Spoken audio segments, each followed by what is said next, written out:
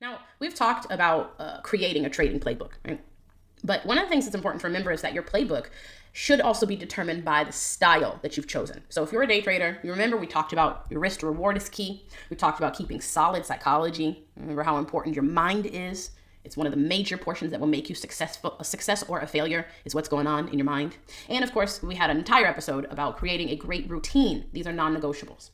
Now, if you decide to be a swing trader, obviously those rules are important, but we've got some additional rules that are necessary. We need to have some end-of-day checks because you're in a trade, the day's about to end, but you still need to know what do I need to do before the market has closed so that I can set myself up. As I mentioned before, you may need to have wider stops just to account for possible gaps, right? You have to view the higher time frame for your bias because you expect to hold for longer periods of time. So in this case, swing traders might be looking at monthly charts and weekly charts in order to help them identify where they think their trade might go, where the market might go in the following days and weeks.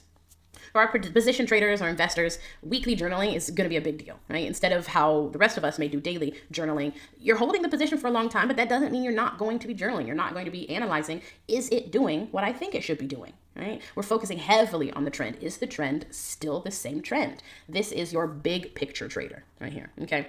Now, the investor, it's a different mind frame. You have to be a different mind frame in order to be this position trader because they're going to expect these big pullbacks. They're going to see them, and for many of us day traders, it would be way too much to take in a specific trade or even want to be able to withstand. But your positions, your accounts have to be able to have the legs to stand on for these types of moves. And if you're just buying a stock that you're really interested in, of course, in long-term investment, definitely a different type of style than what we usually talk about this channel with day trading.